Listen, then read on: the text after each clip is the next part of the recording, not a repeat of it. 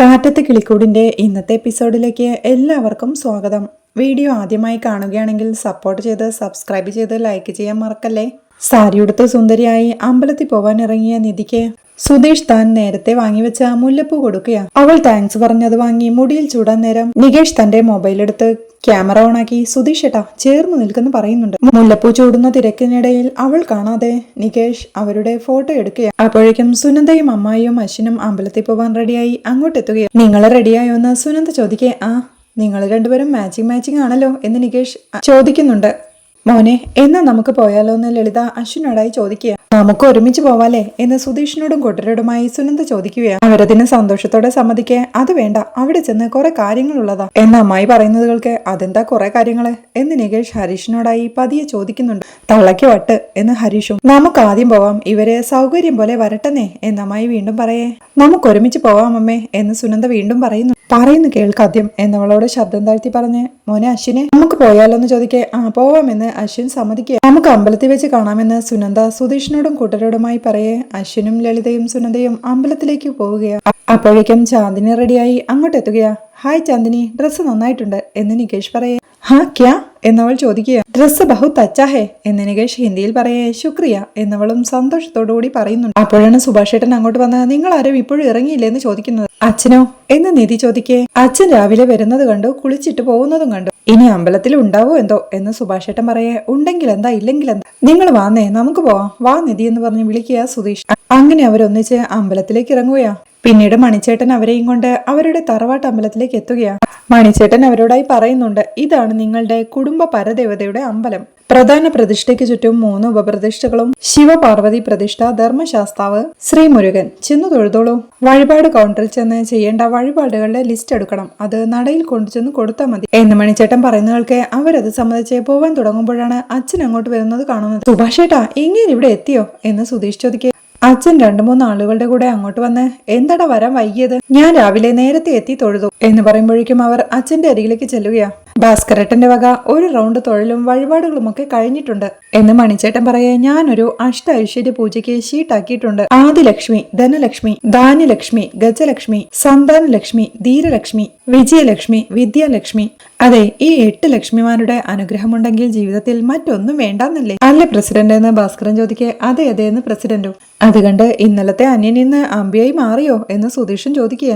എന്താടാ എന്നവന് വഴക്ക് പറഞ്ഞ പ്രസിഡന്റെ, ഇതാണ് എന്റെ മക്കള്. ഇത് മൂത്തവൻ സുഭാഷ്, അത് രണ്ടാമത്തവൻ സുധീഷ്, ഇത് മൂന്നാമത്തവൻ ഹരീഷ്, അത് ഏറ്റവും ഇളയവൻ നികേഷ്, ഇത് മരുമോള് നിധി, അതൊരു സുഹൃത്തിന്റെ മോളാ, കൂടെ പോന്നേ ഉള്ളൂ ചാന്ദിനി എന്ന് ഭാസ്കരൻ എല്ലാവരെയും പരിചയപ്പെടുത്തുകയാ. ദേ ഇത് ഇവിടുത്തെ പ്രസിഡന്റ് കുമാർ എന്ന് പറഞ്ഞ പ്രസിഡന്റിനെയും അവർക്ക് പരിചയപ്പെടുത്തുകയാ. ഇദ്ദേഹത്തിന്റെ അച്ഛൻ കെ ഗോവിന്ദ മേനോൻ എന്റെ സുഹൃത്തായിരുന്നു എന്നച്ഛൻ പറയുന്നതൊക്കെ പാവംല്ലേ എന്ന് നികേഷ് സുധീഷിനോടായി പറയുന്നുണ്ട്. എന്തായാലും വരാൻ തോന്നിയല്ലോ, അത് നന്നായി, ചെന്ന് പ്രാർത്ഥിക്കേ എന്ന് പ്രസിഡന്റ് പറയേ. അവർ പ്രാർത്ഥിക്കാൻ പോവാൻ തുടങ്ങുമ്പോഴാണ് അതെ എന്ന് വിളിച്ചുകൊണ്ട് അമ്മായി അങ്ങോട്ട് വരുന്നത്. അതിനു മുമ്പേ ചെയ്യേണ്ട കാര്യങ്ങൾ ചെയ്തിട്ടുണ്ടോന്ന് എനിക്കറിയണം എന്നമ്മായി പറയുന്നവർക്ക്. എന്താ അത്, ചെരുപ്പൂരാനാണോ എന്ന് നികേഷും സുധീഷിനോടായി ചോദിക്കുന്നുണ്ട്. അതായിരിക്കൂലെന്ന് അവനും. അമ്മ ഇത് എന്തു ഭാവിച്ച ഒന്നും മിണ്ടാതിരിക്കുന്ന സുനന്ദയും വഴക്ക് പറയുന്നുണ്ട്. ഞാൻ കാര്യമല്ലേ പറഞ്ഞത് പ്രസിഡന്റെ, ഞങ്ങളുടേതടക്കം 17 കുടുംബങ്ങളുടെ തറവാട്ടമ്പലമാ ഇത്. എല്ലാ വർഷവും ഞങ്ങളെല്ലാവരും അമ്പലത്തിലേക്ക് വേണ്ടി നിശ്ചിത തുക സംഭാവന ചെയ്യാറില്ലേ. കഴിഞ്ഞ 10-30 വർഷമായിട്ട് ഇവര് തിരിഞ്ഞു നോക്കിയിട്ടുണ്ടോ? അതുകൊണ്ട് ആ കാശ് മുഴുവനായി വാങ്ങാതെ ഇവരെ പൂജ ചെയ്യാൻ സമ്മതിക്കരുത് എന്നമ്മായി ദേഷ്യത്തോടെ പറയുന്നവൾക്ക്. എന്തിനാ സുനന്ദയെ നമ്മൾ ഇതിലൊക്കെ ഇടപെടുന്നത് എന്ന് അശ്വിൻ സുനന്ദയോടായി ചോദിക്കുക. അത് അമ്മയ്ക്ക് പറഞ്ഞാൽ മനസ്സിലാവണ്ടേ എന്ന് സുനന്ദയും. എന്ന് വെച്ചാ അത് വലിയൊരു സംഖ്യയാവില്ലേ, ഒറ്റയടിക്ക് അത് ഈടാക്കാൻ പറ്റുമോ എന്ന് പ്രസിഡന്റ് കുമാരൻ ചോദിക്കുന്നുണ്ട്. എന്താ പറ്റാത്തെ, ഇത്രയും നാളും തറവാട്ടമ്പലവും പരദേവതയും വേണ്ടെന്ന് വെച്ച് നടന്നവരല്ലേ എന്ന് ലളിത പറയുന്നവർക്ക്. എടി ലളിതേ പൂതനെ, നിന്നേക്കാൾ മുമ്പേ ജനിച്ചവനാ ഞാൻ, അതുകൊണ്ട് തറവാട്ടമ്പലത്തിന്റെ അവകാശത്തെ പറ്റിയൊന്നും നീ എന്നെ പഠിപ്പിക്കണ്ട. അമ്പലത്തിലേക്കുള്ള മുടക്ക് എങ്ങനെ തീർക്കാമെന്ന് ഞാൻ പ്രസിഡന്റിനോട് സംസാരിച്ചിട്ടുണ്ട് കേട്ടോ എന്ന് ഭാസ്കരനും പറയുന്നുണ്ട്. എല്ലാം കേട്ടു നിൽക്കായിരുന്ന മണിച്ചേട്ടനും നിങ്ങൾ ഇനി ഇവിടുന്ന് അങ്ങോട്ട് കാര്യങ്ങൾ കൃത്യമായി ചെയ്താൽ മതി ഭാസ്കരേട്ടാ എന്ന് പറഞ്ഞ് ലളിതയോടായി. ലളിതേച്ചി, മുടങ്ങിക്കിടന്ന നിങ്ങളുടെ വീതത്തെ പറ്റി ഓർമ്മിപ്പിച്ചതും ഞാൻ തന്നെയല്ലേ എന്ന് ചോദിക്കുന്നുണ്ട്. അത് കേട്ട് ഭാസ്കരനും ഓ അത് ശരി, എന്നിട്ടാണോ നീ ഞങ്ങളെ ചട്ടം പഠിപ്പിക്കുന്നത്. പ്രസിഡന്റും പറയുകയാ. ഭാസ്കരേട്ടാ, അമ്പലത്തിന്റെ മുന്നിൽ വെച്ച് ഒരു തർക്കവും വഴക്കും വേണ്ട. ഇവിടെ ആളുകൾ വരുന്നത് ഈശ്വരനിൽ മനസ്സർപ്പിച്ച് പ്രാർത്ഥിക്കാനാ. അതാദ്യം നടക്കട്ടെ, അതിനുശേഷമാവാം വിഹിതവും കാര്യങ്ങളുമൊക്കെ. ചെന്ന് പ്രാർത്ഥിക്കുന്ന പ്രസിഡന്റ് പറയേ. ചേട്ടാ, ഇനി മുതൽ ഞങ്ങളെല്ലാം നോക്കിയും കണ്ടു ചെയ്തോളാം എന്ന് സുഭാഷും പറയുന്നുണ്ട്. അത് മതി ചെല്ലെന്ന് പ്രസിഡന്റ് പറയെ സുഭാഷും കൂട്ടരും പ്രാർത്ഥിക്കാനായി പോവുകയാ. നിങ്ങളും ചെന്നോ എന്ന് പ്രസിഡന്റ് പറയെ അമ്മായിയും അവരുടെ കൂടെ പോവുകയാ. അങ്ങനെ അവരെല്ലാവരും ഒരുമിച്ച് നടയിലേക്ക് ചെന്ന് പ്രാർത്ഥിക്കുകയാ. പൂജാരി തീർത്ഥവുമായി ഇറങ്ങി വന്ന് മക്കളാവില്ലേ എന്ന് ഭാസ്കരനോടായി ചോദിക്കുന്നുണ്ട്. അതേന്ന് ഭാസ്കരൻ പറയെ പൂജാരി അവർക്കെല്ലാം പ്രസാദം കൊടുക്കുക. ഇത്രയും കാലം വന്നില്ലെങ്കിൽ എന്താ, ഭഗവതിക്ക് കാണണമെന്ന് തോന്നിയപ്പോ എത്തിച്ചില്ലേ, നന്നായി പ്രാർത്ഥിച്ചോളൂ, നല്ലതേ വരുമെന്ന് പൂജാരി അനുഗ്രഹിക്കുന്നുണ്ട്. ദേഷ്യത്തോടെ നിൽക്കുന്ന അമ്മായിയെ ശ്രദ്ധിച്ച് സുധീഷ് പറയുന്നുണ്ട്, ഭഗവതിക്ക് മുന്നിൽ ഇങ്ങനെ മുഖം കറുപ്പിച്ച് നിൽക്കണ്ട അമ്മായി, പ്രാർത്ഥിക്കുന്നതിന് ഫലം കിട്ടില്ല കേട്ടോന്ന്. അല്ലെങ്കിലും പ്രാർത്ഥിക്കുന്നത് നമ്മൾ മുടിഞ്ഞു പോകണമെന്നാണല്ലോ, ഒരിക്കലും ഫലം കിട്ടാൻ പോകുന്നില്ലെന്ന് നികേഷും. അത് കേട്ട് ദേഷ്യത്തോടെ അമ്മായി നിൽക്കേ, വാ സുനന്ദേ നമുക്ക് പ്രദക്ഷിണം വെക്കാമെന്ന് പറഞ്ഞ് അശ്വിൻ സുനന്ദയും കൂട്ടിക്കൊണ്ടു പോവുകയാണ്. അമ്മായി പോണില്ലേ എന്ന് സുധീഷ് ചോദിക്കേ, പൂതനെ കൂടെ ചെല്ല് എന്ന് മുന്നിൽ നിൽക്കുന്ന ഭാസ്കരനും പറയുന്നുണ്ട്. അത് കേട്ട് ദേഷ്യത്തോടെ ഭാസ്കരനെ ഒന്ന് നോക്കി അമ്മായിയും പ്രദക്ഷിണം വെക്കാനായി പോവുകയാണ്. അത് കണ്ട് സുധീഷും കൂട്ടരും ചിരിക്കുന്നേരം മിണ്ടാതെന്ന് പ്രാർത്ഥിക്കുന്ന നിധി വഴക്കു പറയുക. പ്രാർത്ഥനയെല്ലാം കഴിഞ്ഞ് അവരുടെ അടുത്ത് ഇരിക്കാൻ തുടങ്ങുന്നേരം പാട്ടും പാടിക്കൊണ്ടുവന്ന അച്ഛനും തന്റെ ഒരു ഫ്രണ്ടിനെ കണ്ട് ഇറ്റാവാ എന്ന് വിളിച്ച് അയാളുടെ മുന്നിൽ ചെന്ന് നിൽക്കുമ്പോഴേക്കും ഭാസ്കരൻ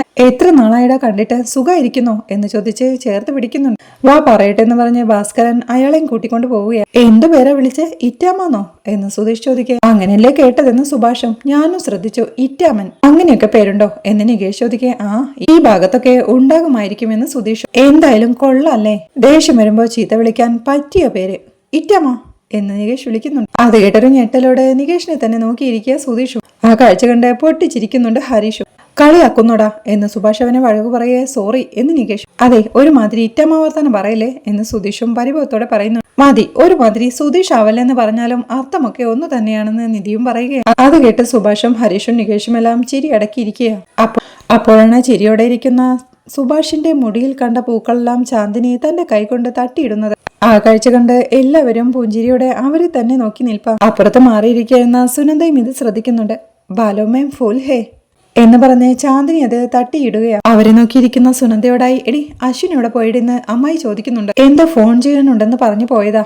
അമ്മേ അശ്വിനുള്ളപ്പോ അമ്മ അവരോട് തർക്കിക്കാനും വഴക്കിടാനും പോവല്ലേ, എന്നോട് ചോദിക്കുവാണെന്ന് സുനന്ദ പറയേ. എന്ന് കരുതി മിണ്ടാതിരിക്കാൻ പറ്റോ, നമ്മൾ വരുന്ന അതേ ദിവസം നോക്കി ഇവരെന്തിനാ ഇങ്ങോട്ട് വന്നത്, എന്തോ ഒരു കാര്യമുണ്ടെന്ന് അമ്മയും.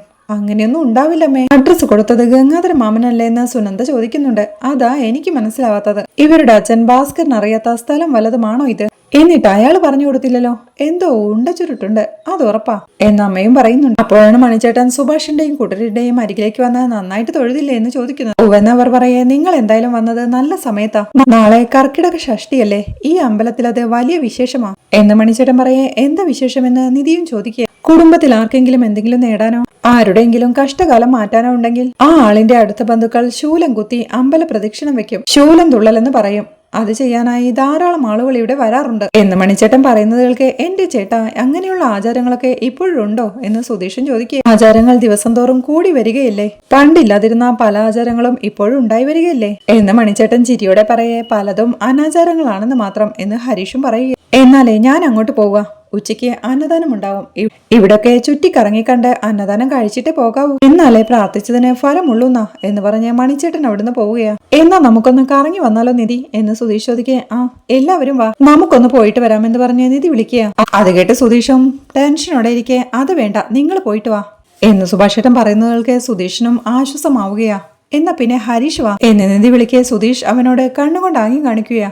ഞാനില്ല, എനിക്ക് 1-2 ഫോൺ ചെയ്യാനുണ്ട് എന്ന് ഹരീഷ് പറയുന്നത് കേൾക്കെ. നിനക്കും ഫോൺ ചെയ്യണോടാ നികേഷേ എന്ന് നിധി ചോദിക്കുക. അതിന്റെ ആവശ്യമൊന്നുമില്ല, ഞാൻ എന്തായാലും ഇല്ല, നിങ്ങൾ പോയിട്ട് വാ എന്ന് നികേഷ് പറയേ. നിങ്ങളൊന്ന് ചുറ്റിക്കറങ്ങിയിട്ട് വാ, അപ്പോഴേക്കും ഭക്ഷണത്തിനുള്ള സമയമാവും ചെല്ല് എന്ന് സുഭാഷേട്ടൻ പറയേ. സുധീഷും എല്ലാവരോടുമായി അല്ല വേണമെങ്കിൽ വന്നോളൂട്ടോ എന്ന് പറഞ്ഞു വെറുതെ വിളിക്കുക. ഓ വേണ്ടെന്ന് നികേഷും.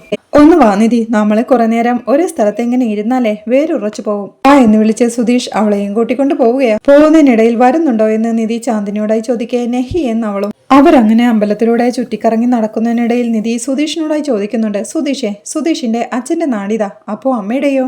അത് കേട്ട് അവൻ ചിരിക്കെ. എന്താ ചിരിക്കുന്നേ എന്നവൾ ചോദിക്കുന്നു. ഇത്രയും നാളും കൂടെ ജീവിച്ച അച്ഛന്റെ നാട് ഇപ്പോഴാ മനസ്സിലായത്. അപ്പോ ചെറുപ്പത്തിലെ മരിച്ചുപോയ അമ്മയുടെ നാട് എങ്ങനെ അറിയാനാ? ചെറുപ്പത്തിലെ അച്ഛനും അമ്മയും ഞങ്ങളെ എങ്ങോട്ടും കൊണ്ടുപോയിട്ടുമില്ല, ആരും ഞങ്ങളെ കാണാൻ വരാറുമില്ല എന്ന് സുധീഷ് പറയേ. ആരും എന്ന് നിധിയും എന്ന് ചോദിച്ചാ അമ്മയുടെ അമ്മ അമ്മുമ്മ വല്ലപ്പോഴും കാണാൻ വരുമായിരുന്നു. വരുമ്പോ കുറെ പലഹാരങ്ങളും മിഠായും ഒക്കെ കൊണ്ടുവരുമായിരുന്നു. പോകുമ്പോ 10 രൂപയുടെ ഓരോ നോട്ട് ഞങ്ങളുടെ 3 പേരുടെയും കയ്യിൽ വെച്ച് തരുമായിരുന്നു. അമ്മ മരിച്ചതിനു ശേഷം അമ്മുമ്മയും വരാണ്ടായി. ഞങ്ങൾ അന്വേഷിച്ച് ആരും വരാത്തോണ്ട് ഞങ്ങളും ആരെയും അന്വേഷിച്ചു പോയില്ല. അപ്പോഴേക്കും മറ്റൊരു സ്ത്രീ വീട്ടിലേക്ക് വന്നു. വീടിന്റെ സ്വഭാവമേ അങ്ങ് മാറി. ഞങ്ങൾ മറ്റൊരു ലോകത്തായി പോയി എന്ന് സുധീഷ് പറയുന്നുണ്ട്. എന്നാലും മറ്റുള്ള കുട്ടികളുടെ വീട്ടുകാരെയും ബന്ധുക്കളെയും കാണുമ്പോൾ അന്വേഷിക്കണമെന്ന് തോന്നിയിട്ടില്ലേ എന്ന് നിധി ചോദിക്കുക. ഏയ് അങ്ങനെയൊന്നുമില്ലെന്ന് സുധീഷ് പറയേ. ഓ അത് ശരിക്കും കഷ്ടായിപ്പോയി എന്ന് നിധിയും. അമ്മ പോയതിനു ശേഷം ഞങ്ങളുടെ അമ്മയും അച്ഛനും ചേട്ടനും ബന്ധവുമെല്ലാം ദേ ആ ഒരാളായിരുന്നു എന്ന് അവിടെ ഒരാളോട് സംസാരിച്ചു കൊണ്ടിരിക്കുന്ന സുഭാഷ് ചേട്ടനെ നോക്കി സുധീഷ് പറയുക. അല്ല നിധി, ഈ ചോദ്യം വേണേൽ സുഭാഷ് ചേട്ടനോട് ചോദിച്ചു നോക്കാം. എന്താ വാ എന്ന് വിളിച്ച് സുധീഷ് അങ്ങോട്ട് പോകാൻ തുടങ്ങുന്ന നേരമാണ് സുഭാഷിന്റെ അരികിലേക്ക് ചാന്ദിനി വരുന്നത് അവർ കാണുന്നത്.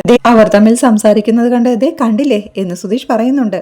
അത് ശ്രദ്ധിച്ച നിധിയും അത് ചാന്ദിനിയല്ലേ എന്ന് ചോദിക്കേ. അതെ, ഏതായാലും ഇപ്പോ അങ്ങോട്ട് പോണ്ടെന്ന് സുധീഷും. അതെന്താ എന്നവൾ ചോദിക്കേ. നമ്മളോട് തനിയെ പൊക്കോളാൻ വേണ്ടി സുഭാഷ് ചേട്ടൻ പറഞ്ഞതിന്റെ കാരണം ഇപ്പൊ മനസ്സിലായില്ലേ എന്ന് സുധീഷ് ചോദിക്കേ. എന്ത് കാരണം എന്ന് നിധി. ദേ ഒരുമാതിരി ഒന്നും അറിയാത്ത പോലെ പൊട്ടം കളിക്കാൻ നിക്കല്ലേ എന്ന് സുധീഷ് പറയേ. സുധീഷ് എന്താ ഉദ്ദേശിച്ചെന്ന് പറ എന്ന് നിധിയും. നിധി, സുഭാഷ് ചേട്ടന് ചാന്ദിനിയുടെ കൂടെ ഒറ്റയ്ക്ക് നടക്കാൻ ഇപ്പൊ മനസ്സിലായോ എന്നവൻ ചോദിക്കുന്നവർക്ക്. സുഭാഷ് ചേട്ടൻ നിങ്ങൾക്ക് ആരൊക്കെയാണെന്ന് പറഞ്ഞേ? ബന്ധു, ചേട്ടൻ, അമ്മ, അച്ഛൻ എല്ലാം.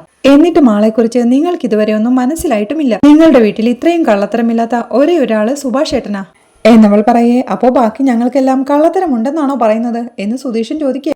എന്താ സംശയം? അതിലേറ്റവും വലിയ കള്ളൻ നിങ്ങളാ എന്ന് നിധി പറയുന്നത് കേൾക്കെ സുധീഷ് ഒരു ചിരിയോടെ നിൽക്കുകയാ. സത്യം കേൾക്കുമ്പോ ചിരിച്ചു തള്ളിയിട്ട് കാര്യമില്ല, വാ എന്ന് വിളിച്ച് സുഭാഷിന്റെയും ചാന്ദിനിയുടെയും അരികിലേക്ക് ചെല്ലുന്നുണ്ടവർ. സുധീഷും സുഭാഷേട്ടനോടായി. സുഭാഷേട്ടാ, നിധിക്കൊരു സംശയം. നമ്മുടെ അമ്മയുടെ നാട് ഏതാണെന്ന്. അതെന്തിനായി പറയുന്നേ എന്ന് സുഭാഷേട്ടൻ ചോദിക്കേ. ചുമ്മാ അറിയാൻ വേണ്ടി എന്ന് നിധിയും. അച്ഛന്റെ നാട് കണ്ടെത്തിയ പോലെ അമ്മയുടെ നാടും പോയി കാണാലോ. ചിലപ്പോ പഴയ ബന്ധുക്കളും ഒക്കെ ആയിട്ട് അടുപ്പം വെക്കാൻ പറ്റിയാലോ എന്നവൾ ചോദിക്കേ. ഇത്രയും കാലം കാണാത്ത ബന്ധുക്കളാണോ ഇനി അടുപ്പം വെക്കാൻ പോകുന്നത്? അതൊന്നും ശരിയാവാൻ പോകുന്നില്ല മോളെ എന്ന് സുഭാഷും.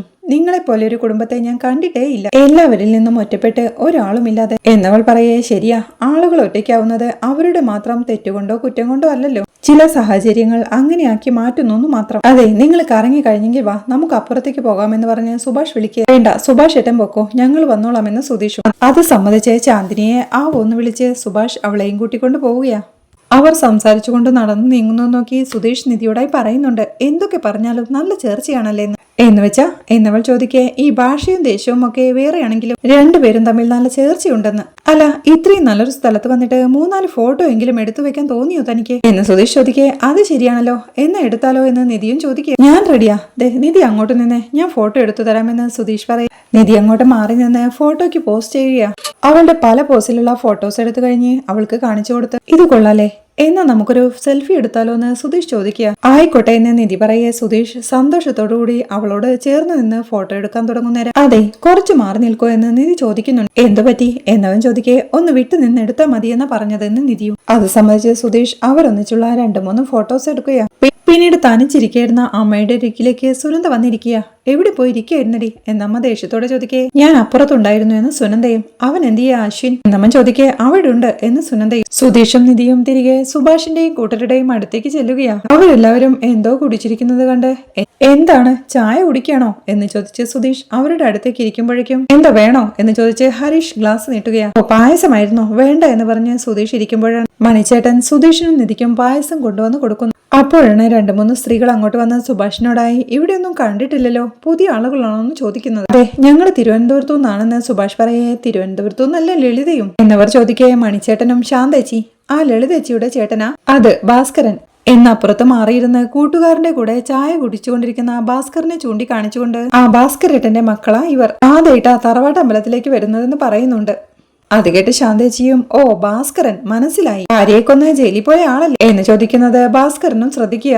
ആ അത് തന്നെ എന്ന് ലളിതയും പറയുന്നു. ആ പാപം ഇതുവരെ അനുഭവിച്ചു തീർന്നിട്ടില്ല, അതിന്റെ പ്രായശ്ചിത്തം ചെയ്യാൻ വന്നതാ എന്ന് ലളിത പറയേ. എന്താ അമ്മ ഇത് എന്ന് സുനന്ദയും ചോദിക്കുന്നുണ്ട്. സത്യം പറയാൻ എന്തിനടി മടിക്കുന്നത് എന്ന് ലളിത ചോദിക്കുന്നതുകൾക്ക് ദേഷ്യത്തോടെ ഭാസ്കരൻ അവിടെ നിന്ന് എഴുന്നേറ്റ് പോവുകയാ. മണിയും പറയുന്നുണ്ട്. എന്റെ ലളിതേച്ചി ഉള്ളതാണോ ഇല്ലാത്തതാണോ എന്ന് ഉറപ്പില്ലാത്ത കാര്യമല്ലേ, വെറുതെ എന്തിനാ അതൊക്കെ ഇപ്പൊ പറയുന്നത്? നല്ലൊരു കാര്യത്തിന് വേണ്ടി വന്നിരിക്കല്ലേ എന്ന് ചോദിക്കുക. അത് കേട്ട് ലളിതയും നിനക്ക് എന്തറിയാടാ മണി, നീ ഈ നാട്ടിലേക്ക് വന്നിട്ട് അധികകാലമൊന്നും ആയില്ലല്ലോ.